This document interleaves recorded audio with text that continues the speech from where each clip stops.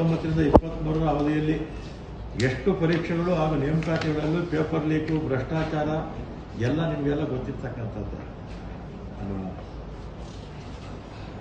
ಆಮೇಲೆ ಭಾರತ ನಿರುದ್ಯೋಗ ದರವು ಡಿಸೆಂಬರ್ 25ರಲ್ಲಿ 4.8 ಇತ್ತು, ಈಗ 5ಕ್ಕೆ ಬಂದಿದೆ.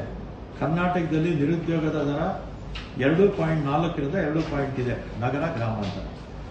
ಅಂದರೆ ದೇಶದಲ್ಲಿರ್ತಕ್ಕಂಥ ಬೇರೆ ರಾಜ್ಯಗಳಿಗೆ ಕೇಂದ್ರ ಸರ್ಕಾರಕ್ಕೆ ಹೋಲಿಕೆ ಮಾಡಿದ್ರೆ ನಮ್ಮಲ್ಲಿ ನಿರುದ್ಯೋಗ ಪ್ರಮಾಣ ಕಡಿಮೆ ಇದೆ. ಕಾರಣ ಏನಂದರೆ ಹಿಂದೆ ನಮ್ಮ 13ರಿಂದ 18 ಮತ್ತು ನಾವು ಈಗ ಮಾಡಿರ್ತಕ್ಕಂಥ ರಿಕ್ರೂಟ್ಮೆಂಟು.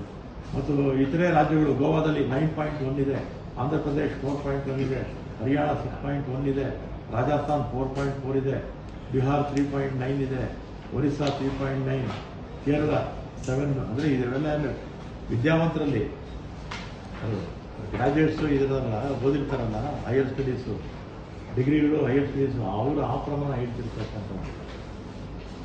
ಇದು ಅಂದರೆ ಅಶೋಕ್ ಅವರಿಗೆ, ನಾರಾಯಣ ಸ್ವಾಮಿ ಅವರಿಗೆ ಮತ್ತು ಇನ್ನಿತರ BJP ಮುಖಂಡರು, ನಮ್ಮ ಯಡಿಯೂರಪ್ಪ ಅವ್ರ ಮಗ ವಿಜೇಂದ್ರ ಅವರು ಇಲ್ಲಿ ರಾಜ್ಯದ ಜನತೆಗೆ, ಯುವಕರಿಗೆ ಏನು ಉದ್ಯೋಗ ಕೊಡಬೇಕು ಅಂತ ಇವ್ರು ಹೋರಾಟ ಮಾಡ್ತಾರೆ. ನಾವು ಅದಕ್ಕೆ ಒಪ್ಕೊಳ್ತೀವಿ, ಉದ್ಯೋಗ ಕೊಡಬೇಕು, ನಾವು ಮಾಡ್ತಾ ಇದ್ದೀವಿ. ಕಾರಣಾಂತರದಿಂದ ಒಳ ಮೀಸಲಾತಿ ತಡ ಆಗಿದೆ. ನೀವು